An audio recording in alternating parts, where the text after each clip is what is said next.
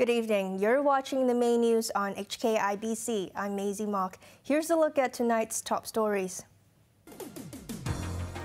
The mother of an abandoned mainland boy has reportedly told police she is willing to pick up her son.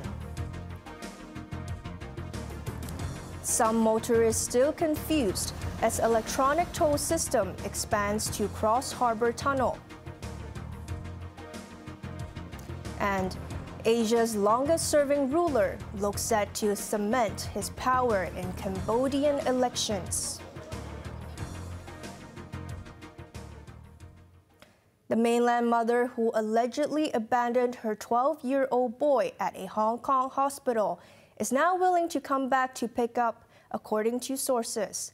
Chief Executive John Lee slammed the parents and warned they may have to bear legal consequences. Chloe Wong reports. 2 days after Hilton Chen was mysteriously abandoned at Kong Wah Hospital, his mother now has told police she is willing to pick him up. Chen, who holds a Hong Kong identity card but grew up on the mainland, arrived in the SAR last Tuesday from Jiangxi province. His mother then took him to the emergency room and instructed him to tell a nurse that he has been abandoned. She then left him behind and returned to the mainland. It is understood that police have reached Chen's mother, who agreed to come and pick up her son, although no timetable has been set. The force refused to say whether she would be arrested, as they had earlier classified the case as abuse or neglect of a minor. Chen is now living at the Tuen Mun Children and Juvenile Home and is cared for by the Social Welfare Department. Before catching a flight to Singapore this morning, Chief Executive John Lee condemned Chen's parents, saying it was extremely inappropriate to abandon a child. He confirmed the boy is in good spirits and that authorities are doing whatever they can to ensure his physical and mental well-being. Chloe Wong, HKIBC. Traffic was overall smooth at Cross-Harbour Tunnel. On the first day, it began charging tolls electronically. But some motorists were still confused by the toll booths, which have been decommissioned and awaiting demolition. 50 years since it began operation, Cross-Harbour Tunnel got rid of its toll booths. With 110,000 vehicles crossing every day, Hong Kong's busiest tunnel received an upgrade this morning when an electronic toll system went online. While HKE Toll makes use of RFID technology to detect passing vehicles, additional cameras were installed at the tunnel entrance to register number plates as a fail-proof measure. The system promises smoother traffic, but that doesn't mean the bottleneck at the toll plaza in Hong Kong would simply disappear. Even on Sunday, when traffic is light, there was still minor congestion towards Hong Kong Island. Things were made worse when some motorists wouldn't heed advice not to stop at the toll booths, which have been decommissioned. Some were apparently clueless, while others approached a traffic warden for help. This taxi driver was happy there was no congestion near the toll booth, but he was unsure whether he was charged correctly, saying he still has not received confirmation from the payment system. His claim echoed that of the taxi trade groups, which accused the government of being hasty in rolling out the e-toll system. But another driver said it was a trouble-free experience. Transport Commissioner Rosanna Law, who monitored the operations overnight, admitted the real test will only come on the first working day tomorrow. The system will be expanded to the other 2 harbor crossings next month, ahead of a dynamic toll scheme which will charge motorists more during peak hours. The Hong Kong Golf Club is organizing a series of open days in a bid to erase its exclusive image.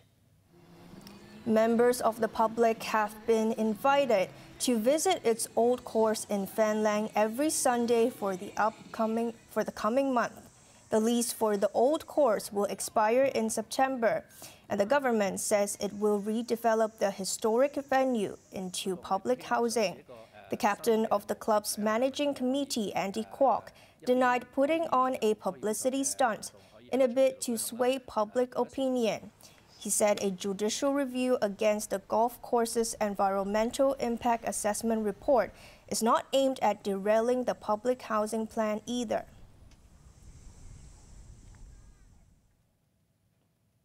The MTR Corporation has suspended 2 drivers after their light rail trains collided in Tuen Mun last night. No one was injured, although services for 3 routes were suspended. Chloe Wong reports. It was a long night for MTR engineers, as they raced against time to complete necessary repairs after 2 light rail trains collided late Saturday evening inside the Tuen Mun Ferry Pier terminus. The damage on the carriages was concealed by a giant tarp put up by MTR staff. The accident took place shortly before 11 p.m. last night. A Route 614P train bound for Siu Hong had just left the platform when it was hit from behind by a Route 507 train, which had departed from an adjacent platform at almost the same time. No one was injured in the accident. 3 routes, 614, 614P, and 507, had to suspend service as a result. Free shuttle buses were arranged for affected passengers until the end of the day's operations. The MTR said it was highly concerned about the incident. It also confirmed following an initial investigation that human error may have caused the collision. The 2 train drivers involved have been suspended from their duties as the investigation continues. Chloe Wong, HKIBC. 3 people were injured in the Japanese city of Osaka after a knife-wielding man began attacking people on a train. He was subdued by police and now faces attempted homicide charges. A witness has captured the moment police officers surrounded Kazuya Shimizu at a train station in Osaka. The burly 37-year-old man was wielding knives in the tense confrontation on the platform at Rinku Town Station, just 1 stop away from Kansai International Airport. He eventually surrendered to police and now faces attempted homicide charges. Station staff alerted police at around 10:30 a.m. after someone had been stabbed. NHK said a train conductor in his 20s and 2 other men, one in his 20s and the other in his 70s, had been taken to a hospital. None of the injuries were life-threatening. Witness on the train approaching Rinku Town said around 20 passengers fled the second carriage after the man started attacking people with his knives. The incident came just 9 days after a Tokyo court sentenced a 37-year-old man to 19 years in prison for attempted murder. Yusuke Tsushima had stabbed 3 people and lit a fire on a busy train in the capital in August 2021. Overseas, vote counting is underway in Cambodia following its latest general elections. Longtime Prime Minister Hun Sen ran virtually unopposed as he gets ready to pass the torch to his son to rule the country. Raymond Yan reports. Holding his ballot paper high in the air, Hun Sen tactfully posed for the cameras before casting his vote at a school in his home district of Tak Mau, south of capital Phnom Penh. The Cambodian Prime Minister is among 10 million registered voters who could pick their leaders for the coming 5 years, at least theoretically. Before the polling stations even closed at 3 p.m. local time, Asia's longest-serving ruler already knew a landslide victory was all but assured. Apart from the ruling Cambodian People's Party, or CPP, 17 other parties are competing in the 5-yearly general elections. but none of them is expected to make a dent on the CPP, which is expected to retain all 125 seats in the National Assembly. Its only credible challenger, the Candlelight Party, was disqualified from running in May on a technicality. Still, some voters said this is what Cambodia needed. I think the people, they need stability, and they need how to be development the country, and then peace, and importantly the stability. Without stability, political, I think we cannot talk about education, we cannot talk about development. But the European Union, the United States, and most other Western countries refuse to send observers, accusing the polls of being a sham. Speculation is also rife that Hun Sen, who turns 71 next week, will hand over power to his eldest son, Hun Manet, who also turned up to vote this morning. The soft-spoken, charismatic army chief has long been groomed as the heir apparent. A graduate of the U.S. Military Academy at West Point, Hun Manet has given hope that he will bring about change to the Southeast Asian country when he takes over as early as next month. Raymond Yang, HKIBC. A snap election kicked off today in Spain that could see the country become the latest European Union member go right-wing. Prime Minister Pedro Sanchez, who cast his ballot, called for the early election after his Socialist Workers' Party fared badly in regional polls earlier this year. Preliminary exit polls have him trailing conservative candidate Alberto Núñez Feijóo, who promised to roll back many socialist reforms. If he triumphs, Feijóo may link up with the far right to secure a majority and form a coalition government. At least 11 people were killed after a man set fire to a nightclub in northern Mexico.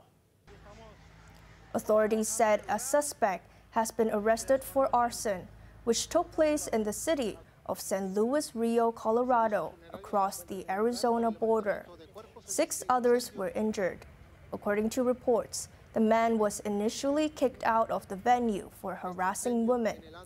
He returned with a makeshift petrol bomb, which he hurled towards the club, setting off the inferno.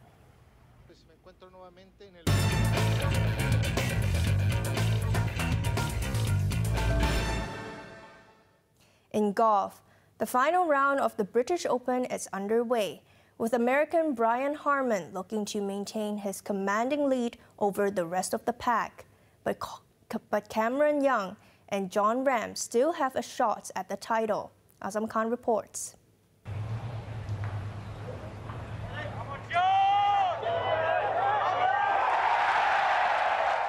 A brilliant putt for birdie on the 16th hole, and another birdie pocketed on the 18th, his 8th on the day, capped a stellar day for Jon Rahm.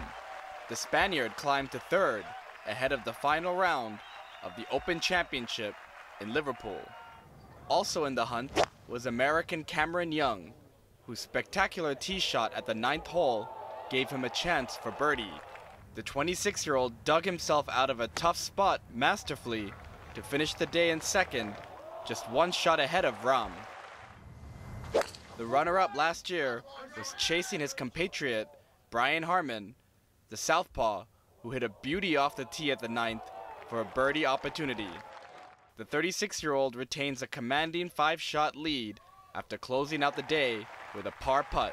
He is now 18 holes away from ending a 6-year title drought, as well as becoming a major winner for the first time. Azam Khan, HKIBC. On to the weather now.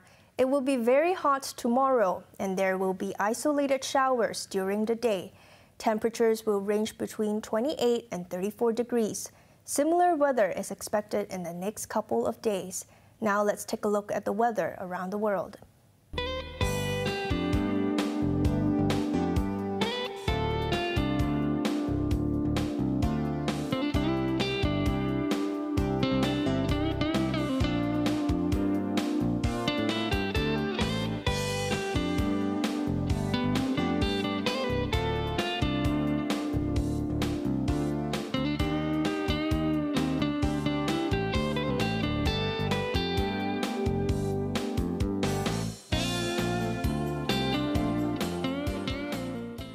That's our main news for Sunday. Join us for the late news at 10:30 tonight. I'm Maisy Mok. Thanks for watching. Good night.